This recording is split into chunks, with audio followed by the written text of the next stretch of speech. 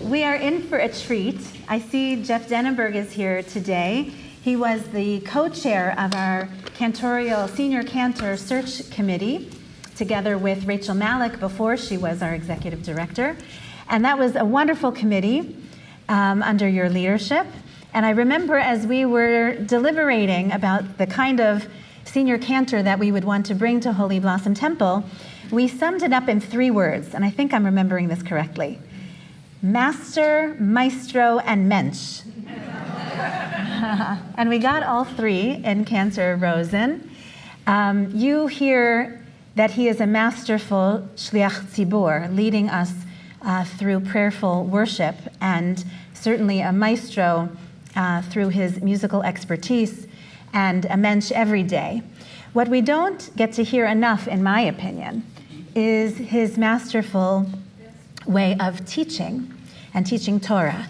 Today is one of those days. So, Cantor Rosen, we look forward to learning from you this Shabbat. Shabbat Shalom. In 1989, there was a young man named Christopher who grew up in Worcester, Massachusetts, just outside Boston. He was only 19 years old. His upbringing was difficult, and he found himself surrounded by people who led him down dangerous paths. Little by little, Christopher became involved in increasingly serious crimes, moving further from the boundaries of law and morality. And the worst of these crimes was cold-blooded murder. For this, he was sentenced to life in prison. His future seemingly decided just as he had reached adulthood. Almost no chance of parole, and his days would be long and lived out in confinement with little hope for a second chance. Last Thursday and Friday, I had the opportunity to visit 2 prisons in the Boston area. The first was Northeastern Correctional Center in West Concord, a minimum security institution. And the second was Massachusetts Correctional Institution Shirley, a medium security prison. It was at MCI Shirley where I met Christopher. We shook hands as he shared his story. I have to admit, this was the first time, at least to my knowledge, that I had shaken hands with someone who had taken a life with his own hands. Yet as we spoke, something in me started to shift. I found myself not just seeing his past, but wondering about his future. Christopher, standing before me, was beaming. It was almost as if he had just won the lottery. His eyes were bright with something I can only describe as hope. And by prison standards, he most certainly did. In January 2024, the Massachusetts Supreme Judicial Court ruled that emerging adults, those who are aged 18, 19, 20, cannot be sentenced to life without the possibility of parole. The ruling relied on the Massachusetts Constitution's prohibition of cruel and unusual punishments and built upon a 2013 decision that had already barred such sentences for minors. Massachusetts became the first state whose highest court prohibited life without parole for people under the age of 21. Christopher was 19 years old when he committed his crime. This ruling would change everything for him. And now, 36 years later, Christopher is 55. And astonishingly, he will soon step out of prison and begin life again. When he told me about this change, my mind began to swirl with questions. Where will he go? What will he do? Is he ready? Has the system prepared him to re-enter into society? And has the system done enough to minimize the chance that he could ever harm someone again? These are questions many of us ask when we think about people who have committed terrible crimes. But do we actually know what happens to them? Or how much of their rehabilitation is left to chance? To begin answering this, we might turn to someone who knew the prison experience intimately, our biblical ancestor Joseph. After being sold into slavery by his brothers, Joseph eventually ends up serving in the household of Potiphar. When he refuses the advances of Potiphar's wife, she falsely accuses him of attempted rape, and Joseph is thrown into prison.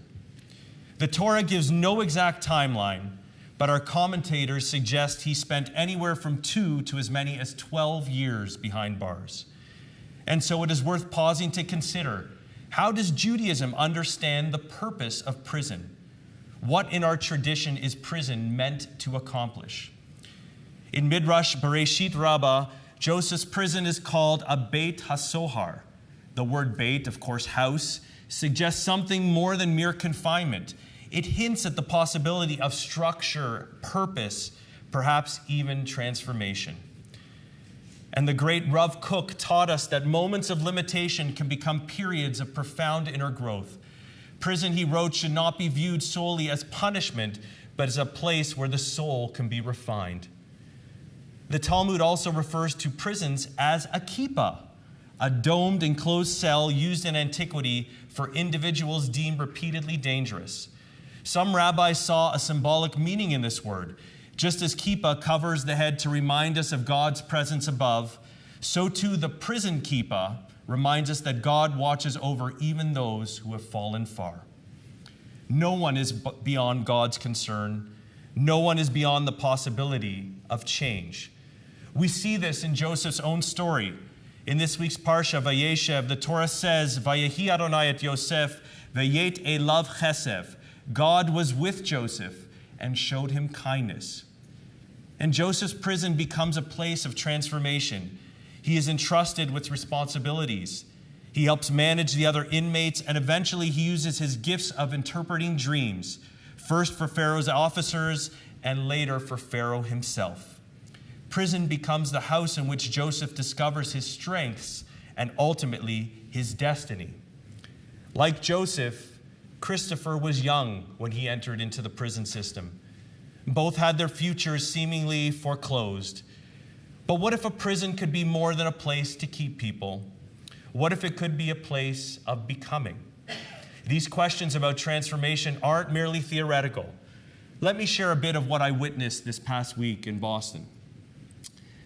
I'm sure all of us have wondered what prison really looks like. Has anyone been to a prison, by the way? Put up your hands. Okay. We've all seen portrayals on TV or in movies, some realistic and many not. But a few years ago, I met someone who helped me see the prison and inmates with new eyes. Dmitry Kanovich, who's sitting over there, whose son became a bar mitzvah at Holy Blossom only a few years ago, is the founder of a not-for-profit organization called Looking at the Stars. For more than 10 years, this organization has brought the gift of classical music into prisons across the world.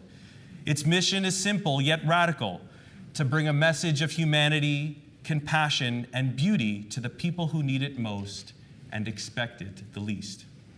Some of the world's greatest musicians have performed under Dmitry's vision, including the legendary Gidon Kremer and Jonathan Crow, the concertmaster of the Toronto Symphony Orchestra. If you remember, just last year, Holy Blossom hosted Jonathan Crow and his ensemble as they performed Vivaldi's Four Seasons in partnership with Looking at the Stars. When I first heard about this project, I admitted to Dmitry that I couldn't imagine inmates, some of whom have committed the most serious crimes, being moved by classical music. It seemed implausible. And Dmitry said, "You have to see it to believe it." He was right. At the minimum security prison, the environment felt almost like a summer camp. Security was light. Many inmates were nearing the end of their sentences. And when the string trio began to bow movements from Mozart's Divertimento in E-flat major, highlights from Bach's Golden Variation and Beethoven's Ninth Movement, they were simply mesmerized. I witnessed something astonishing. Nearly 100 inmates sat with absolute rapt attention, hanging on to every single note. Some tapped in rhythm, some conducted discreetly from their seats, and others simply closed their eyes, soaking in beauty that many had never known or experienced before. It was almost as if many of them had been put into some type of hypnotic state. As part of the program, Dmitry invited me to sing Kol Nidre, and I was accompanied by a young cellist, Hoon Choi. We chose this piece not only for its haunting melody, but because its message of renewal felt so deeply connected to the moment. A few inmates approached me afterward quietly to tell me that they were Jewish and how much it meant to them. I can only imagine the last time they visited a synagogue or heard the words of our tradition resonate within their souls. After the concert, there was a rousing standing ovation, some prisoners with tears streaming down their faces, transformed by what they had just experienced. And the next day, we visited the medium security facility known as MCI Shirley. The prison looked far more like what we traditionally imagine: heavy gates, multiple layers of security, strict regulation of every item we carried. One of the charity's strong supporters, Peter Lambert, was even told to remove his hooded sweatshirt, as officials felt if something happened there, something happened could be potentially dangerous in the clothing that he was wearing. Here, the crimes were much more serious. Many inmates like Christopher had been incarcerated for decades. Murder, armed robbery, serious drug trafficking, the list could go on. And Looking at the Stars had never presented a concert here before, and so there was some anxious anticipation of what to expect. Yet, when the music began, something familiar happened. The room softened, and the inmates transformed into one of the most attentive audiences I have ever seen. At the end of the concert, there was a Q&A, and almost everyone in the room had a comment or question to share. And some of the questions were intricate, extremely thoughtful, and gave one a glimpse into the depths and intellect of some of these criminals.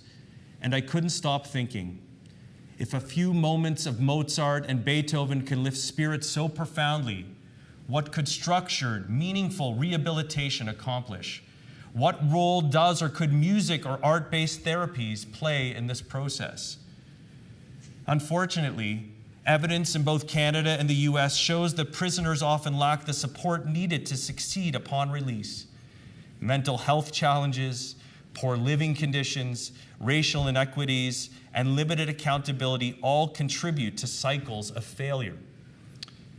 After the concert, I spoke to Jeremiah, another prisoner who had been incarcerated for 8 years here thus far. I asked him how he was treated here at MCI Shirley. His response was disheartening, dehumanizing, and he painted quite a gloomy picture. They treat us like savages. They may paint a nice picture for those of you that are visiting, but this is not the reality of our day-to-day life. And yet research continually demonstrates that despite the fact that evidence-based rehabilitation programs dramatically reduce reoffending, many jurisdictions fail to invest in them. In contrast, countries like Norway, Finland, Germany, and the Netherlands have built systems focused on restoring dignity, providing education, and promoting healthy reintegration. The results speak for themselves. Norway's 5-year recidivism rate is around 18 to 20%, and in the US, it ranges between 30 to 50%, with Canada not far behind. If even a single concert can spark emotional openness in a prison population, what might a society accomplish if it truly committed itself to rehabilitation rather than mere confinement? If the goal of prisons is to rehabilitate criminals so that they can come out into the world and be productive members of society, what is our obligation as a society to ensure that they are treated with some sense of dignity and respect, and they have a real shot at a second chance? As we return to our Torah portion, Joseph reminds us of what is possible when people are treated with dignity, when they are encouraged to grow rather than simply punished. Joseph emerges from prison not hardened, but strengthened with clarity, purpose, and compassion. He was young when imprisoned, like Christopher, and when he was given the chance to become someone anew. Before I left MCI Shirley last Friday, Christopher told me one last detail. During his incarceration, he had earned a degree from Tufts University.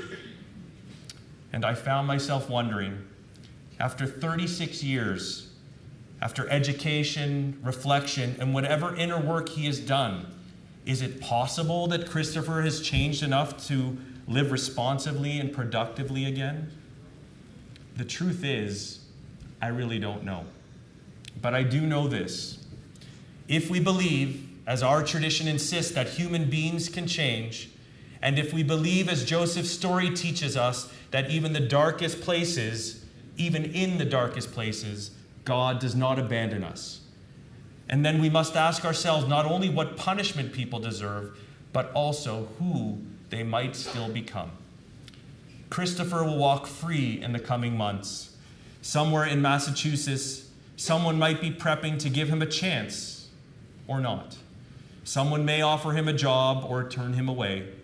Someone might rent him an apartment or refuse. These are not abstract questions about justice. They are choices we all make about who deserves a second chance. And perhaps it is these questions that will determine what kind of society we shape for the future. Shabbat shalom. Shabbat shalom, Mishka.